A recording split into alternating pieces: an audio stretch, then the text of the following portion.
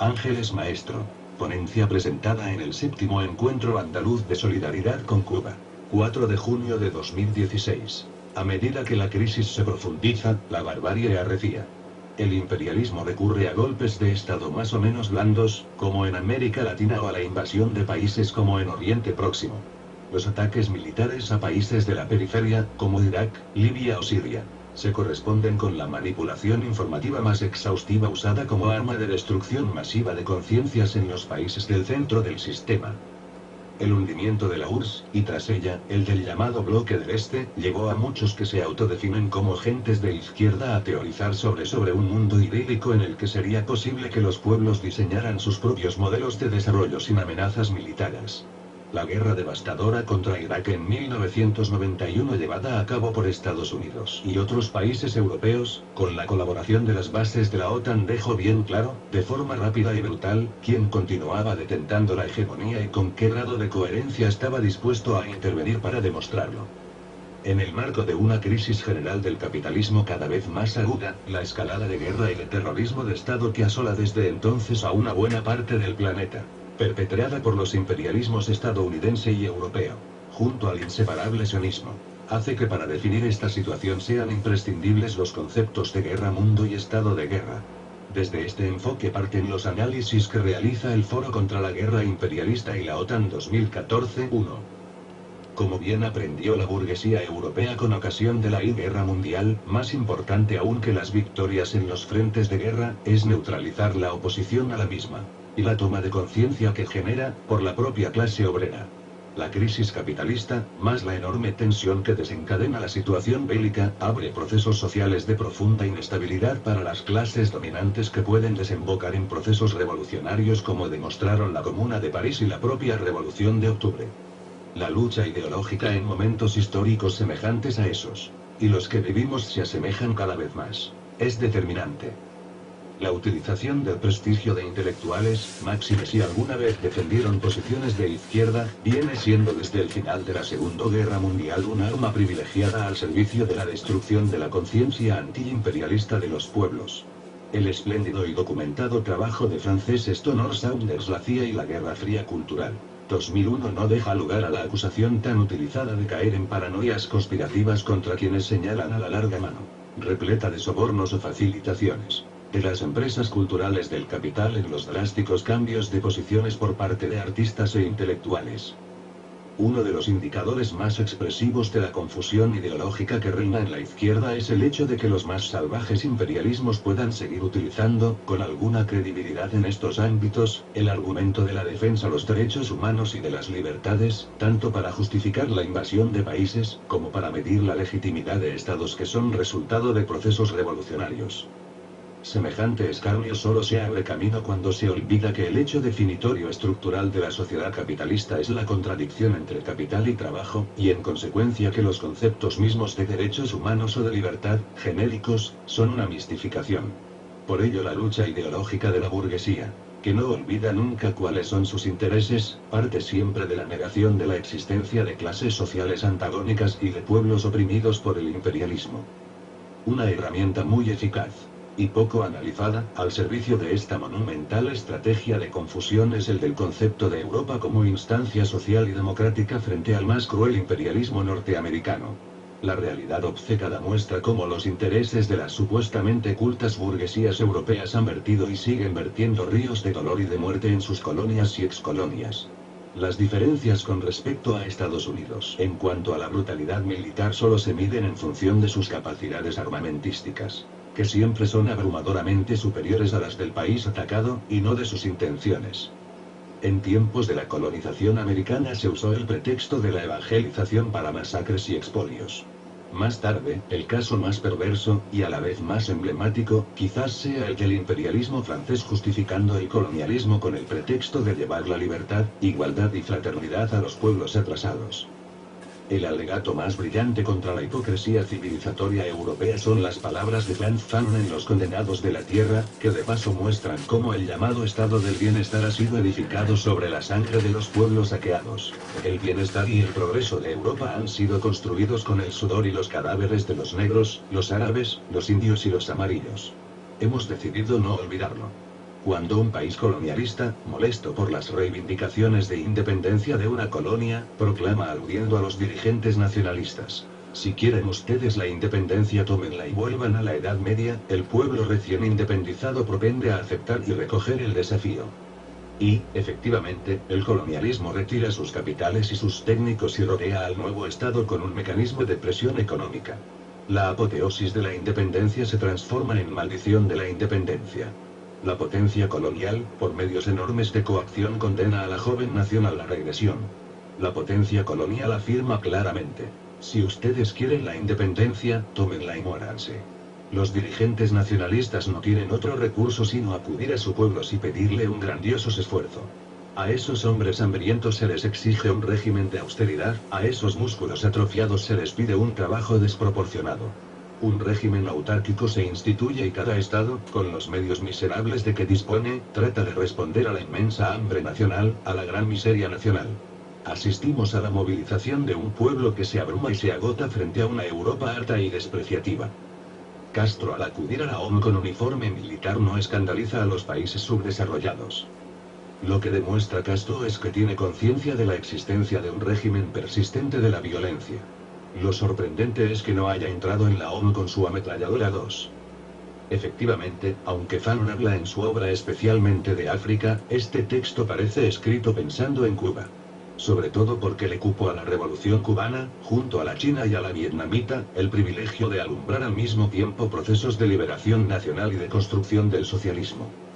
He usado este palpitante texto, que desnuda toda la hipocresía de la burguesía imperialista europea, incluida la de algunos partidos de izquierda, como denunció Kimin ante el Congreso de la Internacional Comunista 3, para mostrar que la colonización más grave es la que invade las organizaciones de izquierda, para así demoler con más facilidad la conciencia de la clase obrera y de los pueblos de los países centrales del imperialismo.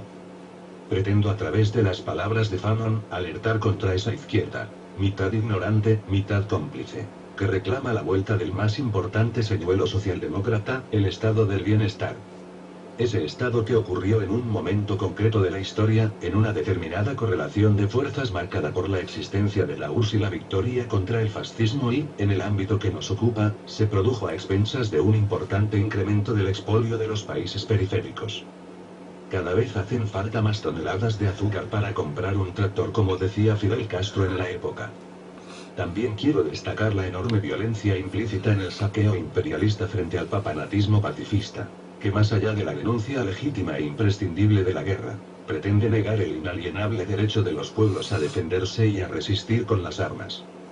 El objetivo del poder no es solo impedir que se desarrolle la solidaridad internacionalista entre los pueblos, sino incluso conseguir, como ha hecho en parte, que los intelectuales de la izquierda europea, desde una mesa repleta, un mantel importado y un vino añejado 4, se conviertan en censores del cumplimiento de los derechos humanos por parte de los gobiernos de países oprimidos o de gobiernos revolucionarios 5. La persecución hacia Cuba perpetrada de los medios de comunicación, es probablemente la que con más ensañamiento y persistencia se ha realizado a lo largo de la historia. La profesora Ángeles Diez, compañera del Foro contra la Guerra Imperialista y la OTAN, ha escrito importantes análisis acerca de la manipulación mediática en Cuba y Venezuela 6. El caso de los fusilamientos de 2003. El país y sus intelectuales orquestan una vez más el ataque a Cuba. Reseño aquí, a modo de ejemplo, unos acontecimientos difíciles para Cuba y especialmente clarificadores.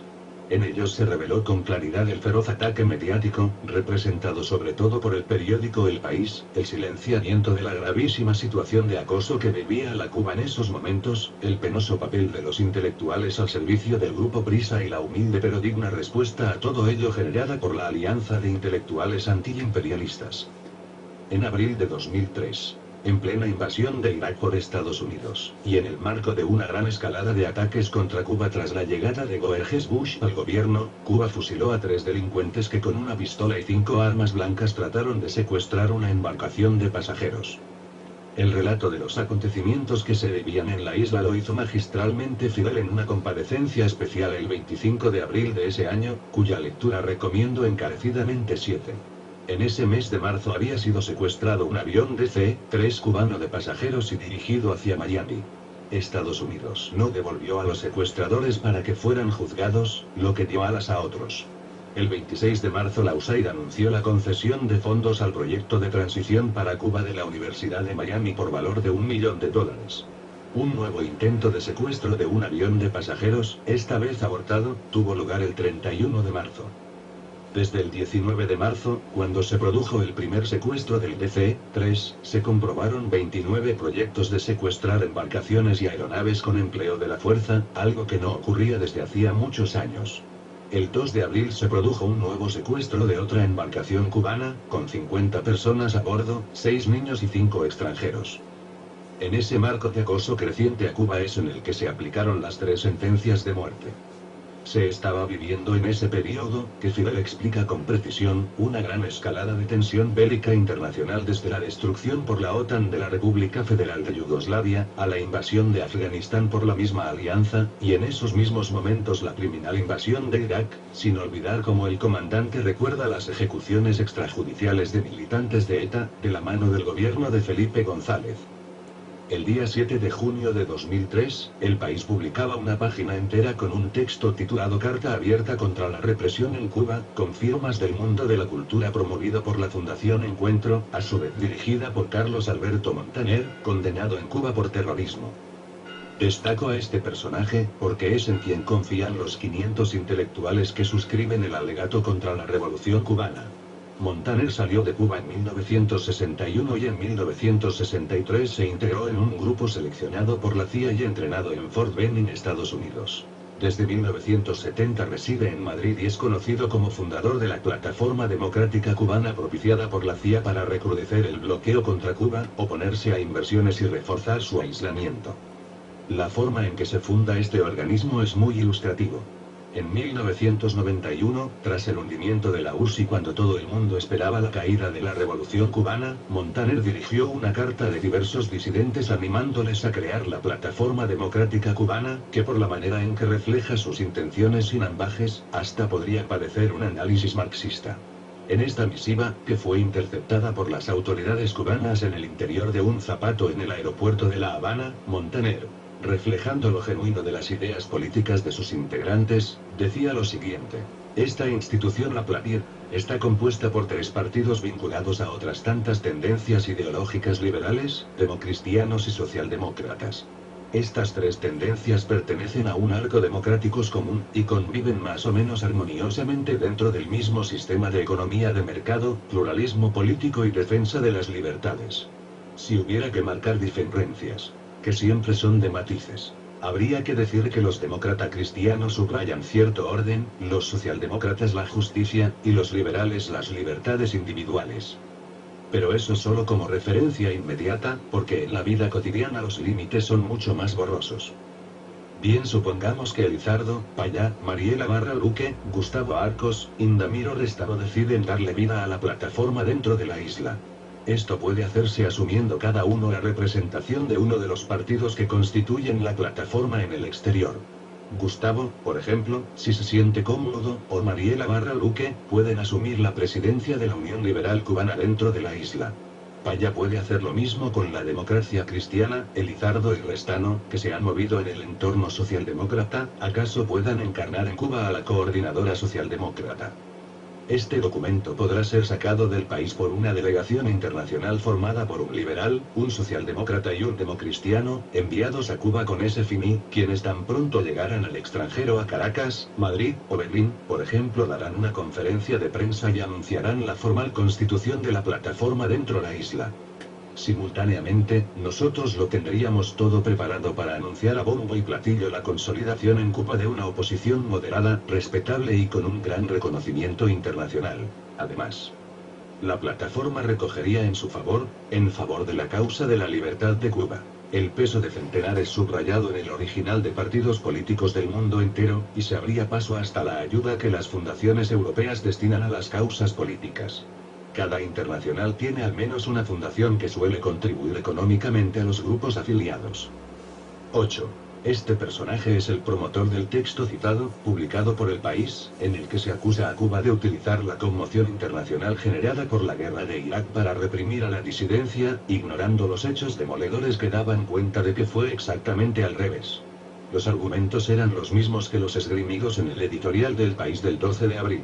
Que después de 43 años de poder absoluto, y al amparo de la guerra en Irak, Fidel Castro haya desatado la mayor oleada represora en una década muestra hasta qué punto teme por la supervivencia del petrificado régimen que encarna y hasta dónde desprecia la opinión internacional. Su recurso a métodos propios de las etapas más oscuras del comunismo es un recordatorio brutal de que con Castro vivo cualquier posibilidad de democratizar Cuba es solo un sueño.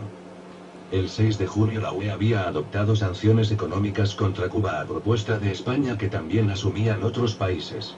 La Unión Europea, los países candidatos y los del espacio económico europeo anunciaron ayer el inicio de una serie de sanciones diplomáticas contra Cuba. Mediante una carta abierta a la comunidad internacional, la UE deplora las ejecuciones y detenciones masivas de las últimas semanas y pide la libertad inmediata de todos los presos políticos. La UE ya había dejado en suspenso las negociaciones para incorporar a Cuba en los acuerdos comerciales preferenciales a los que se quería unir la Isla 9.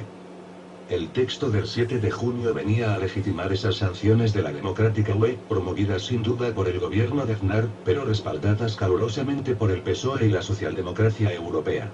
Entre las firmas aparece la nómina habitual de intelectuales de las empresas del grupo Prisa, incluyendo a Pedro Almodóvar, Ana Belén, Víctor Manuel y Joaquín Sabina. Entre los políticos, dirigentes del PSOE como José M. Maravallo, Joaquín Leguina y el entonces coordinador general de YU, Gaspar Llamazares. Ante el escándalo mayúsculo de la militancia de esta última organización, que llegó a exigirle su dimisión, Llamazares publicó una carta 2 días después, diciendo que se había publicado su nombre sin su permiso. Mientras tanto, los 5 héroes cubanos estaban ya en las cárceles de Estados Unidos. Unos días después, y precisamente en El País se publicó, como publicidad pagada y también en la sección de cultura, media página con un manifiesto titulado Con Cuba, contra el imperio con más de un centenar de firmas, promovido por la Alianza de Intelectuales Antiimperialistas 10, en el que se decía 11. Los y las abajo firmantes denunciamos con alarma e indignación la creciente debilidad del mundo de la cultura frente a los sobornos y los chantajes del poder. En este sentido, consideramos especialmente grave la carta abierta contra la represión en Cuba publicada el 7 de junio en el diario El País y firmada por más de 500 autodenominados intelectuales, artistas y políticos del mundo democrático. La carta abierta no habla del embargo, no habla de los agentes estadounidenses infiltrados en Cuba, y llama a oposición pacífica a los sicarios y los conspiradores pagados por Washington. ¿Cómo es posible tanta ceguera o hipocresía en estos ilustrados paladines del mundo democrático? ¿Han olvidado que Cuba vive una situación de asedio y de constante amenaza de invasión desde hace más de 4 décadas?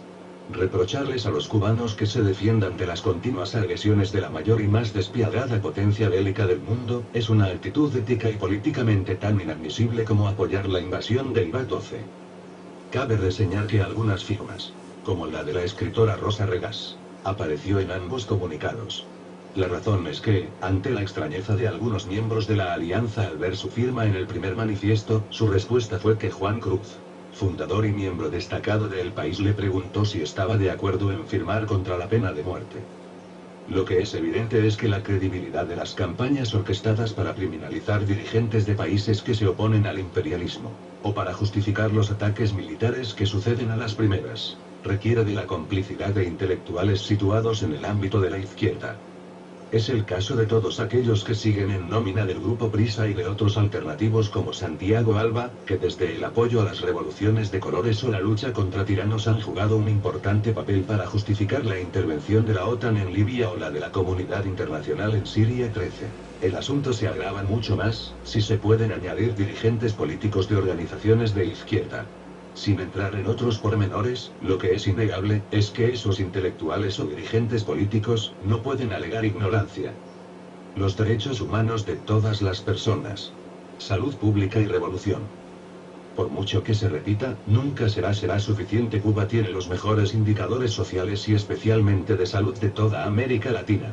La tasa de mortalidad infantil MI, el indicador más sensible del nivel de desarrollo de un país, de Cuba en 2014 y 2015 fue de 4 por 1000 nacidos vivos.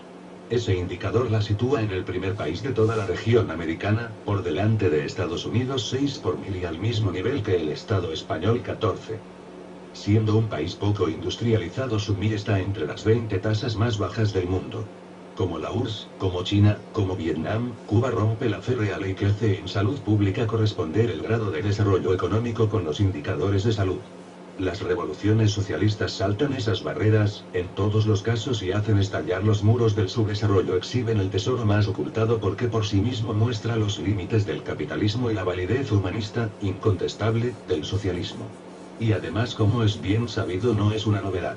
Ha sido imposible evitar el reconocimiento mundial del hecho de que desde la revolución la MI, el resto de indicadores de salud y el conjunto de indicadores sociales de desarrollo mejoraron a pasos agigantados, dejando muy atrás a países capitalistas con semejante nivel de desarrollo.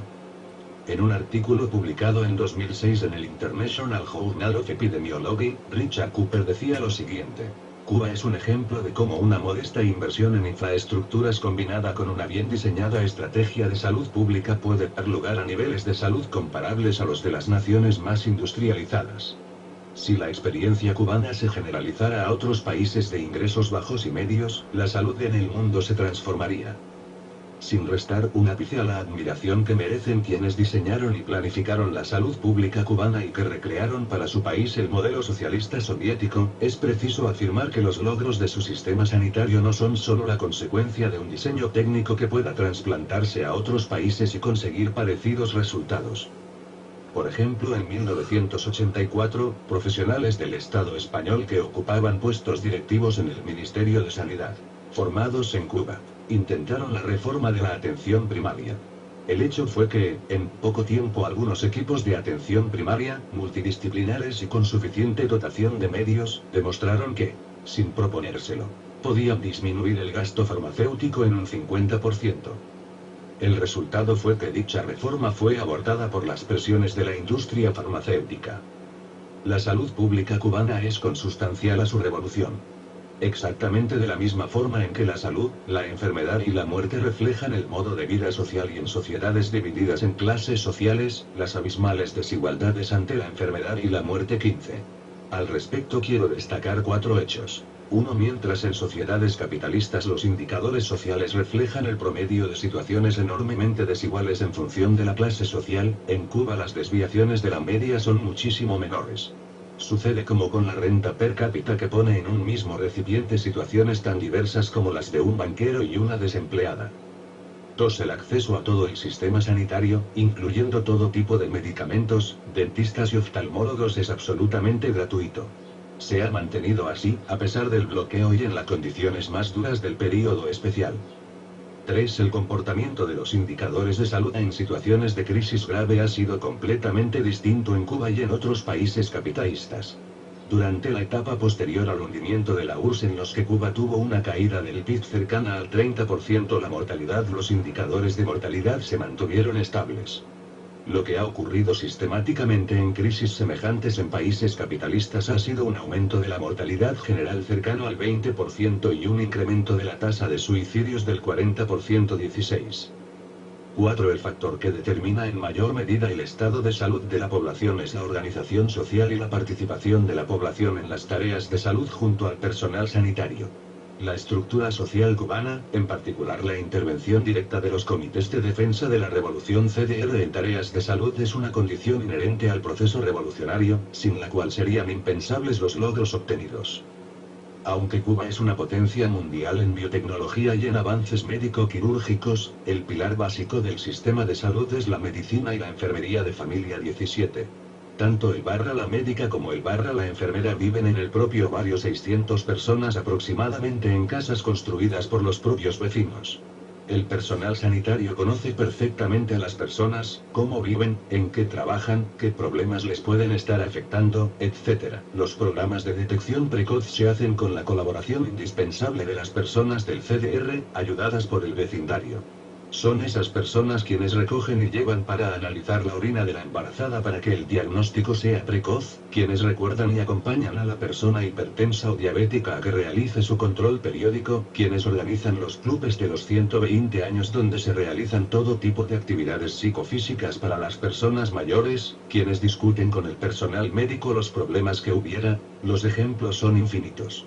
Lo que pretendo destacar es que es la fuerza espiritual de un pueblo que ha hecho una revolución precisamente para poner al ser humano en el centro de la vida, el artífice fundamental de los logros sanitarios y sociales.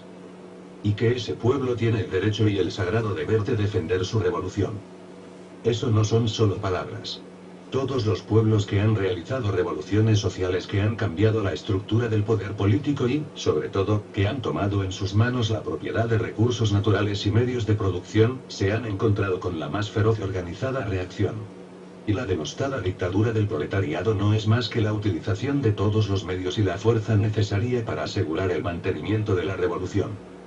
Cuentan que 2 días después de la toma del Palacio de Invierno en octubre de 1917, cuando alguien entró en el despacho de Lenin se le encontró cantando y bailando.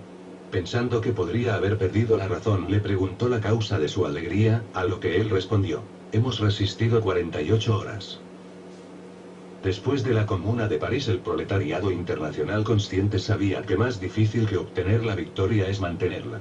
Y que, como ocurrió en París en 1871 y en la guerra internacional contra el recién nacido Estado soviético, los enfrentamientos más feroces entre potencias capitalistas se disuelven como azucarillos para dar paso a la santa alianza de la burguesía contra la clase obrera. Y que frente a ello solo cabe el puño de acero en los momentos álgidos, y la firmeza y la vigilancia revolucionaria siempre. Por eso, en tiempos de gravísima crisis capitalista como los que vivimos, Cuba es modelo, también y, sobre todo, en la construcción de poder popular. Como correctamente se destaca en el N2 de la revista gaditana Cuba Más. Cuando estalló aquí la indignación se habló hasta de una Spanish Revolution porque mucha gente iba a las plazas a mostrar su fuerza. No ha hecho falta mucho tiempo para darse cuenta de que no hay revolución sin una estructura de poder popular que se construya allí donde la gente se encuentra, en los centros de trabajo, en los de estudio, en los barrios. La historia demuestra que no hay revolución sin toma del poder y sin organizarlo desde la base mediante comités de defensa de esa revolución. Como no parece que esta vez España vaya a ser diferente, no estaría mal ir aprendiendo de experiencias como las de los CDR en Cuba, los comités de defensa de la revolución. Esta potente fuerza defensora de la inmensa obra revolucionaria, que agrupa en su seno al 92,4% de las cubanas y cubanos mayores de 14 años, es símbolo de la unidad de un pueblo decidido a mantener su identidad como nación y a perpetuar la voluntad soberana de construir la sociedad socialista. Estas son las palabras de Fidel Castro Ruz que quizás volvieran a rondar en su cabeza cuando ante la reciente visita de Obama dijo clarividente: no necesitamos que el imperio nos regale nada. Vi Encuentro Andaluz de Solidaridad con Cuba. La Rábida, Palos de la Frontera.